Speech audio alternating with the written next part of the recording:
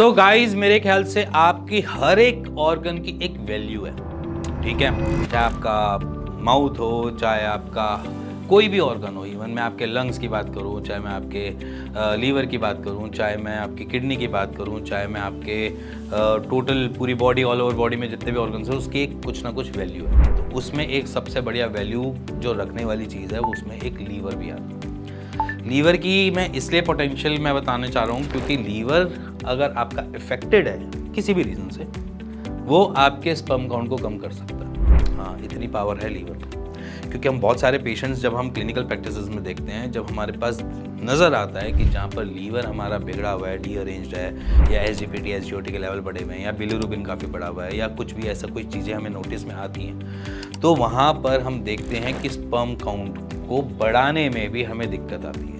इसीलिए कभी भी आप आयुर्वेद प्रैक्टिशनर के पास जाते हैं तो वो आपको एक लीवर का सिरप जरूर देता है साथ में। क्यों? क्योंकि वो इफेक्ट डाल रहा है आपके स्पर्मेटोजेनेसिस पे। सो इसीलिए आज जो टॉपिक है वो ये है कि लीवर आपका कैसे अच्छा करो जिससे आप अपने स्पर्मेटोजेनेसिस को बढ़ा सको। समझते हैं थोड़ा सा लीवर के बारे में। लीवर कोई बहुत ज़्यादा कॉम्प्लेक्स नहीं है। लीवर बस एक ऐसा पार्ट है जो बॉडी में सबसे पहला स्टेप रखता है आपके डाइजेशन का, और जो आपकी हर एक चीज़ को डाइजेस्ट करने की पावर रखता है। वो बेसिकली बाइल प्रोड्यूस करता है। बाइल प्रोड्यूस होती है, वो जाता है इंटेस्टाइन में जब जाता है तो उसी बाइल के साथ वो मिक्स होकर आपको न्यूट्रिशन प्रोवाइड करवाता है। अगर मैं यहाँ पर लीवर की पोटेंशियल को थोड़ा सा कम कर दूँ तो आपके खाने के पचने में भी दिक्कत आएगी। तो मेटाबॉलिक एक्टिविटी जो आपकी बॉडी की होती है वो सारी की सारी डिस्टर्ब होगी या फिर वो थोड़ी सी कम होगी, जिसकी वजह से आपको एनर्जी जो है बॉडी की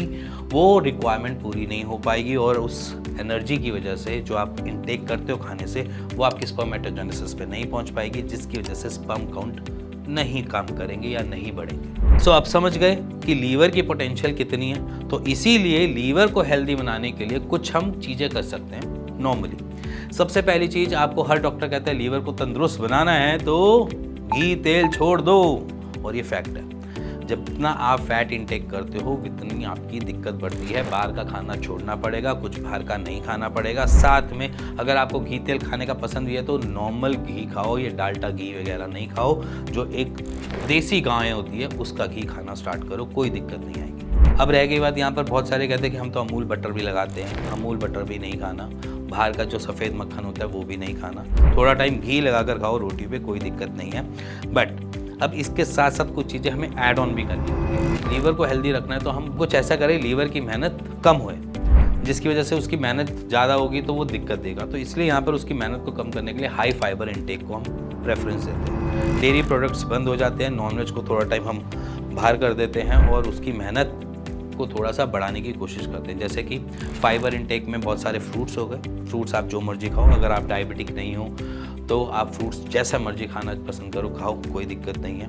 इसी के साथ जो सबसे बेटर चीज़ बोलते हैं कि लीवर के लिए अच्छी क्या है, तो बीट रूट सबसे मार्केट में अवेलेबल है। बीट रूट, चुकंदर बोलते हैं उसको, उसके परांठे खाने स्टार्ट कर दो।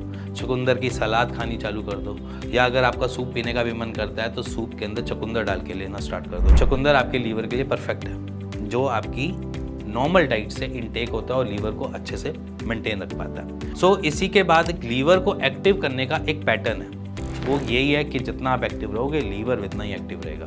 अब यहाँ पर ऐसा नहीं है कि आप जाकर स्ट्रेंथ ट्रेनिंग कर लो, प्रोटीन दबा दब प्रोटीन के गिलासेस भर के पीना चालू कर दो, ऐसा नहीं होता। प्रोटीन का इंटेक कम रखना है, क्योंकि जब आप प्रोटीन का इंटेक करते हो तो आपके लीवर को भी ज़्यादा मेहनत करनी पड़ती है। तो इसीलिए अप्रोप्रिएट प्रोटीन का इंटेक करना स्टार्ट करो, ज़्यादा नहीं। अब कुछ बहुत सारे लोग ऐसे होते हैं कि चलो ये जिम किया, उसके बाद प्रोटीन लिया, उसके बाद फिर थोड़े टाइम बाद लीवर की टैबलेटें खा रहे होते हैं बाहर से लेकर, जैसे हिमालय की आती है आपके पास Li52, वो इंटेक कर रहे होते हैं, ठीक है। तो ये सारी चीज़ें नहीं करनी है। आप अपनी डाइट को इतना परफेक्टली फाइन कर लो जिससे आपकी बॉडी आराम से उस चीज़ को डाइजेस्ट कर ले। जैसे कि हम नॉर्मल कहते हैं कि अंडे खा लो, अंडे नॉर्मल है, खा लो।